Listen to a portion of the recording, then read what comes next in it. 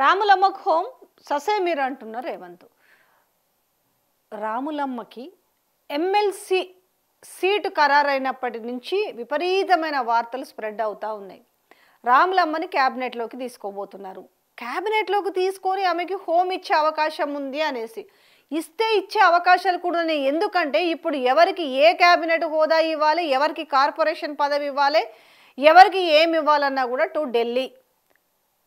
ఇక్కడ ఈ చేతి నుంచి జారిపోయి మధ్యలో మీనాక్షి నటరాజనే మొత్తం కూడా లీడ్ చేస్తున్న నేపథ్యంలో, ఎందుకంటే ఇప్పుడు ఏపీలో కూడా చూస్తున్నాం కదా, గత జగన్మోహన్ రెడ్డి ప్రభుత్వం నుంచి మొదలుకొని ఇప్పుడు టీడీపీ కావచ్చు, అప్పట్లో వైఎస్ హయాంలో కూడా సబితమ్మకు హోం ఇచ్చిర్రు మహిళకి. దాని తర్వాత జగన్మోహన్ రెడ్డి హోం ఇచ్చిండ్రు. దాని తర్వాత వీళ్ళ గురువు లేకపోతే సమకాలికుడు అయిన ఆయన కూడా వంగలపూడి అంతకు హోమ్ మినిస్టర్ ఇచ్చిర్రు. సో కాబట్టి ఈరోజు నిజంగానే ఒక మహిళని చేయాలనుకుంటే ఇచ్చే అవకాశం ఉంది. దట్ ఇక్కడ కాకపోతే ఏంటంటే వీళ్ళిద్దరికి ఎక్కడ పడదు. ఆమె నిన్న కూడా పాపం నామినేషన్ వేసిన తర్వాత మీడియా వాళ్ళు మాట్లాడితే చాలా ఆనందంగా ఉంది, నన్ను అంటే ఉద్యమకారులకు సముచిత స్థానం కల్పించారు, ఒక మహిళగా నాకు కూడా సముచిత స్థానం కల్పించింది ఏఐసిసి. అందులో ఆమె థ్యాంక్స్ చెప్పింది ఎవరికి? సోనియా గాంధీకి, రాహుల్ గాంధీకి, మల్లికార్జున ఖర్గేకి. ఎక్కడ కూడా తెలంగాణ ముఖ్యమంత్రికి కనీసం డైరెక్ట్గా కానీ ఇండైరెక్ట్గా కానీ ఎక్కడ కూడా ఒక థ్యాంక్స్ లేదంటే అనే విషయం ఆమె పలకలేదు. పలకకపోగా ఏం చెప్పింది అని అంటే, 2 సంవత్సరాలు నన్ను చాలా ఇబ్బందులకు గురి చేసిరు, నా పైన కక్ష కట్టిరు, అయినా కూడా నేను ఓర్చుకొని ఉన్నాను. ఇప్పుడు నాకు ఎమ్మెల్సీ స్థానం కల్పించారు కాబట్టి నేను ఇక ముందు చాలా ఏ రకంగా పనిచేస్తాను, వాళ్ళు అప్పచెప్పిన పనిని అదే మాటను ఆమె ఒత్తి పలికింది. ఏంటంటే వాళ్ళు సోనియా గాంధీ, రాహుల్ గాంధీ, మల్లికార్జున ఖార్గే. ఈ నేపథ్యంలో నిజంగానే హోమ్ ఇస్తారా లేకపోతే ఆమెను క్యాబినెట్లోకి తీసుకుంటారా లేదా అది పక్కన పెడితే, అట్లీస్ట్ ఈమెకి విచిత్రంగా తెరపైకి తీసుకొచ్చా. అంటే ఎందుకు విచిత్రంగా అంటే ఒక చిచ్చు పెట్టినట్టయింది ఇప్పుడు పార్టీలో. అంటే ఇప్పుడు ఫిరోజ్ ఖాన్ లాంటి వాళ్ళకు ఏదైనా ఒక పదవి ఇవ్వాలని రచ్చ జరుగుతుంది. విహెచ్ లాంటి వాళ్ళకు కూడా కావాలని ఇట్లా చాలామంది ఉన్నారు ఇంకా కాంగ్రెస్లో. రోజా గాంధీ భవన్కి వచ్చు మీడియాలో కనిపిస్తూ లేకపోతే వాళ్ళ ఏదైనా అంశాల మీద గలం విప్పే వాళ్ళు ఉన్నారు. కాకపోతే ఎవరు కూడా ఊహించని పరిణామం ఏంటంటే, ఇక్కడ విజయశాంతికి అసలు ఎమ్మెల్సీ పదవి ఎట్లా వచ్చిందనే చర్చ చాలా ఫాస్ట్గా జరుగుతుంది. ఆమె అసలు గాంధీ భవన్కే రాలేదు కదా, ఆమె అసలు ఈ 2 ఏళ్ల నుంచి సరే ఎలక్షన్లు అప్పుడు కూడా ఆమెకు సరైన ప్రయారిటీ ఇవ్వలేదని చెప్పి, ఎందుకంటే ఆమెకు 2018లో స్టార్ క్యాంపెయిన్ ఇచ్చారు అక్కడి నుంచి అప్పుడు రాహుల్ గాంధీ. దాని తర్వాత 2023 ఎలక్షన్స్లో ఏమైందంటే రేవంత్ రెడ్డిది కొంచెం పై చేయిగా ఉండడం వల్ల అసలు ఈమెను పక్కన పెట్టేశారు పూర్తిగా. అందుకే ఆమె దృష్టిలో పెట్టుకున్న గత 2 సంవత్సరాల నుంచి నన్ను మానసికంగా ఇబ్బంది పెట్టిరనే మాటను ఆమె మాట్లాడింది. అది ఎవరో కాదు, రేవంత్ రెడ్డి. కాకపోతే ఇప్పుడు ఆయన ముఖ్యమంత్రిగా ఉన్నాడు కాబట్టి ఆ మాట ఆమె చెప్పలేదు. ఇప్పుడు ఏంటి, ఆమె లాబియింగ్ చేసుకుందా లేకపోతే ఈ మీనాక్షి నటరాజన్కి ఆమె క్లోజ్ అన్నా?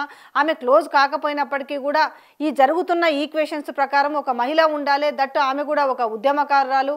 సో తల్లి తెలంగాణ పార్టీ పెట్టి ఆమె తెలంగాణ వ్యాప్తంగా తిరిగింది. అంతేకాకుండా ఆమె టీఆర్ఎస్లో ఆమె ఎంపీ అయింది. ఆమె గలం కూడా ఆమె ప్రత్యేక తెలంగాణ కోసం ఆమె అసెంబ్లీలో వినిపించింది అనేసి ఇవన్నీ కూడా మాట్లాడుతున్నారు. దాని తర్వాత చాలా సైలెంట్ అయింది. మళ్ళీ ఇక్కడ ఎలాంటి ప్రయారిటీ లేదని చెప్పి దాని తర్వాత ఆమె బీజేపీకి పోయింది.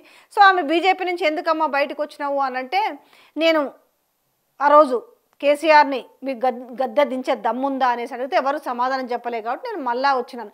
18 ఎలక్షన్లు అయినాక పోయింది, మళ్ళీ 23 ఎలక్షన్ల ముందు కాంగ్రెస్ పార్టీకి వచ్చింది. సో ఇంక అందరూ కూడా ఇంకేమీ లేదు, రాములమ్మ ఇంకా రిటైర్డ్ కావాల్సిందే రాజకీయాల నుంచి అనే చర్చ జరిగిన నేపథ్యంలో, అంటే రేవంత్ రెడ్డి కొంచెము తనకంటే తెలివి ఉన్నా లేకపోతే తనకన్నా కొంచెం స్మార్ట్గా ఉన్నా ఇవేవి కూడా భరించాడు అనేసి అట్లా పక్కన పెట్టిన వాళ్ళ సంఖ్య చాలామంది చెప్పారు. దాంట్లో భాగంగా విజయశాంతి ఒకరు. ఈ నేపథ్యంలో అంటే చాలా అకస్మాత్తుగా రాములమ్మ అనే తెరపైకి రావడము, అక్కడి నుంచి ఆమెకి ఎమ్మెల్సీ స్థానాన్ని ఓకే చెప్పడము. దాని తర్వాత ఇంకా ఎమ్మెల్సీ అన్న కాడి నుంచి ఒకటే చర్చ భయంకరంగా జరుగుతుంది. ఏంది అని అంటే, ఈమెను క్యాబినెట్లోకి తీసుకుంటే నష్టం ఏం లేదు. సీతక్కని తీసుకోలేదా? ఇప్పుడు సీతక్కకున్న అర్హత విజయశాంతికి లేదా? మరి ఆమె నేపథ్యం చూస్తేనైతే ఒక మహిళగా ఒక డేరింగ్ అండ్ డాష్ పర్సన్, అందులో దాంతోపాటుగా ఆమెకి సినిమా సెలబ్రిటీ, ఆమెకు లేడీ అమితాబ్, అసలు మామూలు కాదు. ఆమె సినిమాలు ఏ విధంగా ఉన్నాయనేది ఒక కర్తవ్యం కావచ్చు, లేదంటే ఒక ఒసే రాములమ్మ కావచ్చు. సో ఇట్లా సినిమాలు కూడా ఉన్నాయి, లేడీ ఓరియంటెడ్ మూవీస్ కూడా ఆమె ఉన్నాయి కదా, చూసిరు కదా.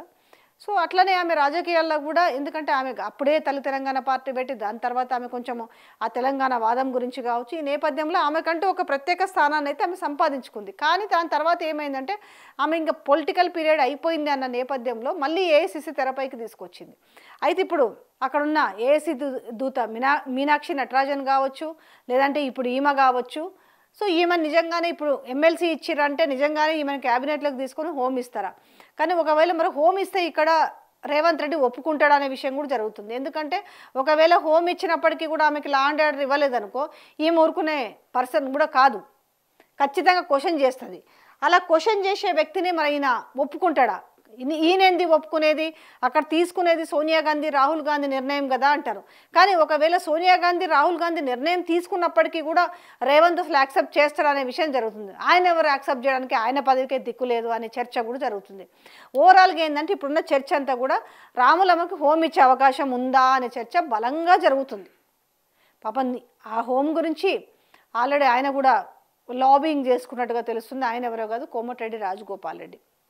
అయితే ఇంతకుముందు ఆల్రెడీ ఇంకా ఏవైతే ఒక 6 క్యాబినెట్ ఉన్నాయో వాటిలలో ఆ బెర్తులకు సంబంధించి ఎవరెవరో లెక్కలు వేసుకుంటున్నారు. అయితే కొత్తగా లెక్కల్లోకి వచ్చిన వాళ్ళల్లో అంటే అద్దంకి కూడా ఇవ్వచ్చు, ఆయన కూడా అర్హుడే. అలాగే ఒక మహిళగా ఈమెను హోంమంత్రి చేస్తే బాగుంటుంది. బట్ అక్కడ రేవంత్ రెడ్డి ముఖ్యమంత్రిగా ఈమెను హోమ్ మినిస్టర్గా అయ్యే అవకాశం ఎంతవరకు ఉంది అనే చర్చ కూడా జరుగుతుంది. ఏది ఏమైనప్పటికీ ఈ చర్చ జోరుగా జరగడానికి కారణమైతే ఈరోజు రాష్ట్రంలో రేవంత్ రెడ్డి పదవి అనేది బలహీనపడ్డం. ఒక ముఖ్యమంత్రి సీట్ అని అంటే చాలా పవర్ఫుల్గా చూస్తాం రాష్ట్రంలో. అట్లాంటిది ఈరోజు ఆ ముఖ్యమంత్రి సీటుకున్న వాల్యూ తగ్గిపోయి ఈరోజు రాష్ట్రంలో బాగా గమనించండి, సీఎం కంటే ఈరోజు బాగా పవర్ఫుల్ క్యాండిడేట్ ఎవరైనరు అని అంటే మీనాక్షి నటరాజన్ అయింది.